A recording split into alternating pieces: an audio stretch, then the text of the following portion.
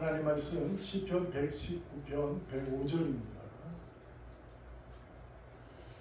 시편 119편 105절 제가 읽습니다. 주의 말씀은 내 발의 등이요 내 길의 빛입니다. 아멘. 아멘. 시편의 119편은 대단히 긴 절로 되어 있죠. 그 중에 이제 105편은 많은 문구가 액자로도 이렇게 사용되고 있습니다. 그래서 많은 가정이나 또한 사업장에도 직장에도 많이 걸어놓는 겁니다. 그래서 이 본문의 내용을 우리가 한번 깊이 생각해 보려고 합니다. 주의 말씀은 내 발의 등이요 내 길의 빛입니다. 이 말씀이 과연 어떠한 의미를 가지고 있는 것일까? 라는 것을 결론은 말씀은 생명이다 라는 겁니다.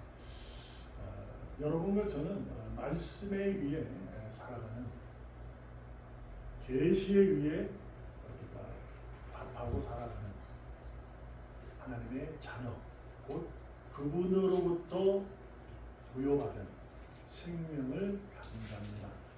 그래서 우리는 말씀은 생명이다.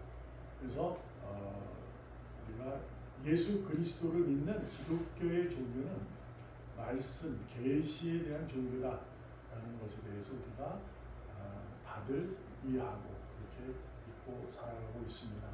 그러므로 우리가 말씀에 대해서 우리가 어떠한 입장이 되어야 되고 어떠한 모습으로 살아가야 되는가, 그것을 꼭 그들이 내가 그리스도인이라는, 곧 의인이라면 지켜야 할 내용입니다. 먼저 말씀은 생명이다. 이 잠언 6장 23절에 보면 이렇게 말씀합니다. 대저란 말은 이제 그러므로라는 얘기예요. 그러므로 명령은 등불이고 법은 빛이고 훈계의 책망은 곧 생명의 길이다. 이렇게 잠언에 기록되고 있어요. 이것은 어떤 걸 의미하냐면 하나님의 말씀에 대해서 얘기하는 거예요. 그래서 하나님이 명령하시는 거잖아요. 명령은 어떻게 해요? 너 이렇게 해라, 이걸 하지 말아라 라는 거잖아요.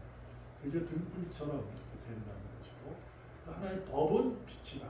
그러니까 명령과 법이 같은 의미를 가지고 있잖아요. 그래서 그것이 빛이다 이렇게 얘기를 해요. 그리고 또한 훈계의 책망, 우리가 이제 잘 이해할 것은 예수 믿으면 복된 인생을 살아가는 거예요. 우리가 예수 믿으면 복 받아요 라는 말을 아주 조심스럽게 해야 되는 겁니다. 예수 믿으면 복을 받는 것이 아니라 예수 믿는 사람은 이미 복된 자예요. 복된 자. 그런데 중요한 것이 뭐냐면 예수 믿으면 복 받아요 이렇게 하다 보면 이제 훈계에 대한 책망에 대해서 우리가 이제 마음이 이렇게 떨어질 수가 있어요. 예수 믿으면 복 받아서 교회 왔는데 우리 삶이 잘못되고 또한 성경의 가르침은 야단치고 혼나고 이런 일이 좀 있거든요. 그래서 이제 할 수 있어서 예수 믿는 사람은 이미 복을 받은 자예요. 전도할 때도 우리가 누구한테도 하나님 말씀을 증거하고 예수 믿으라는 내용이 있을 때 조심스럽게 하는 말은 예수 믿으면 천국 가요. 예수 믿으면 복이 받아요. 이런 얘기를 아주 조심스럽게 해야 하는 겁니다. 그것은 이제 이미 의의로 신앙생활 오래 하다 보면 그렇게 얘기하면 그 이해하고 받아들일 수가 있는데 처음에 분들은 이제 쉽지는 않습니다.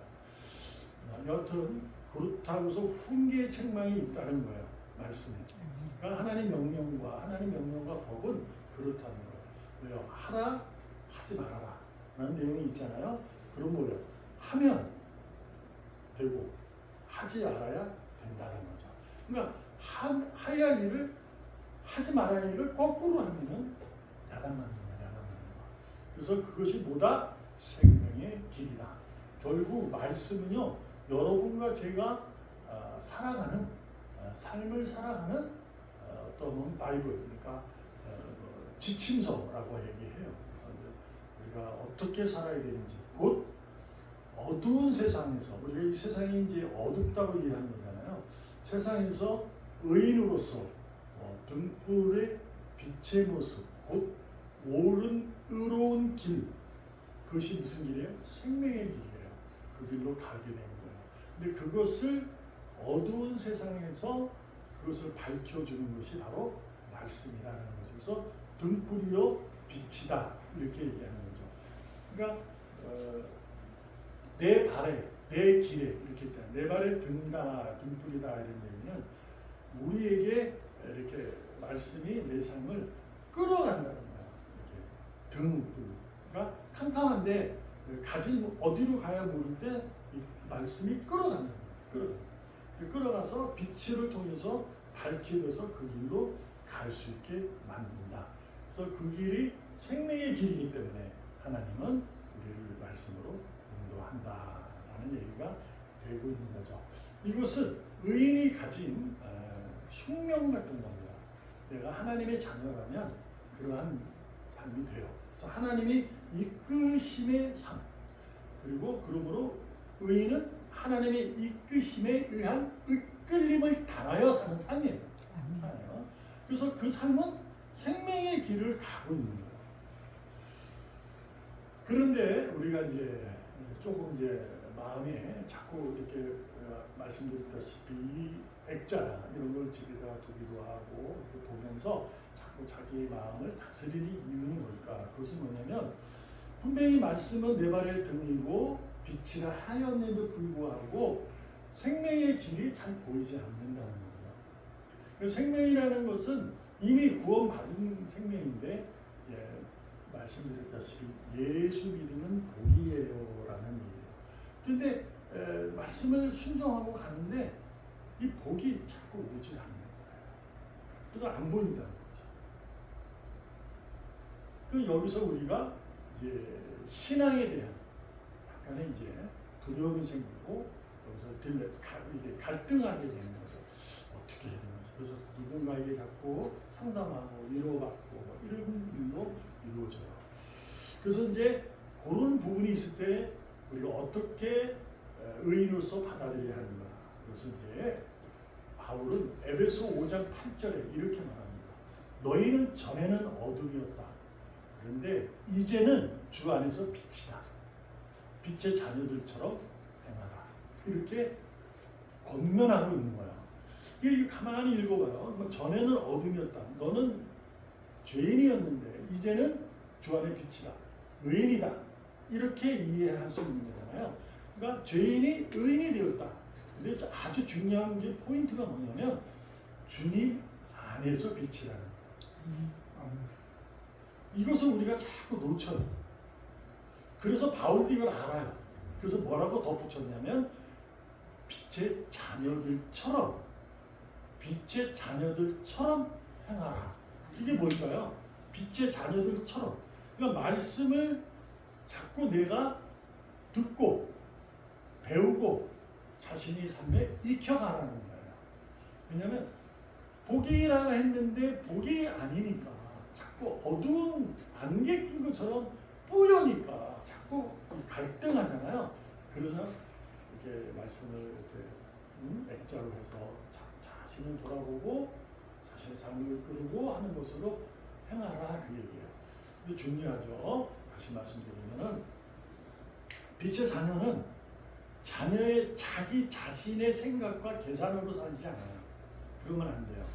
얘가 내가 빛의 자녀는 그게 뭐냐? 말씀에 의해서 살아야 돼요. 그러므로 내가 지금 무언가가 자꾸 뿌옇고 안개 낀 것 같을 때 내 자신이 내가 지금 세상의 길을 걷고 있는 건 아닐까? 라는 생각을 자꾸 하시요. 왜요? 말씀을 따르면 생명의 길을 간다고 했는데 자꾸 흐여무연하고 힙뿌리트 안개 껴져 있으면 세상의 길을 걷고 있는 건 아닐까? 라는 생각을 자기 스스로 하셔야 돼요. 그것이 뭐다? 빛의 자녀들처럼 행하는 거예요. 그래서 어떻게 돌아가야 돼요? 주님 안으로 들어가셔야 돼요. 그래서 우리는 회개의 인생을 살아가는 거죠. 잘못했습니다가 아니라 주님, 지금은 안개처럼 내 앞길이 보이지 않아도 반드시 하나님은 내가 걷는 이 길을 이끌고 계시니 반드시 그 길은 밝히 보여질 겁니다. 왜요? 말씀은 내 발의 등이요 빛이니까. 그래서 반드시 밝혀져요. 그래서 우리가 찬양도 있잖아요. 안개가 찐 듯이 아침에는 반드시 뿌연 안개가 거쳐서 밝은 것을 보게 될 것이다. 이 말씀이 바로 우리에게 등불이 되는 것이고 빛이 됨을 믿습니다. 그러므로 말씀은 생명이다라는 내용을 가지고 한번 우리가 생각해보면 이런 거예요. 여러분과 제가 말씀에 대한 사모함이 있으면 첫 번째는 말씀을 사모하면 믿음이 성장합니다. 우리가 믿음은 성장을 이루어내야 돼요. 처음에 감격적인 모습으로 주님을 만나 눈물 콧물을 흘렸다면 이것이 성장하셔야 돼요. 우리가 어린아이는 아니잖아요. 어린아이는 너무 기쁨만 그렇게 모습이 나오지만 어른도 성장하게 되면 그것을 감사함으로 받아들여서 마음에 풍성함을 느끼게 되는 거죠. 그래서 더욱더 이렇게 성장한 모습으로 어른의 모습으로 가는 거예요. 그래서 그 성장하는 모습이 있기 때문에 두 번째는 어떻게 되냐면 세상의 길에서 말씀이 생명의 빛을 보게 돼요. 그러니까 내가 지금 여러분에게 주어진 환경 조건은 다 세상적인 삶이잖아요.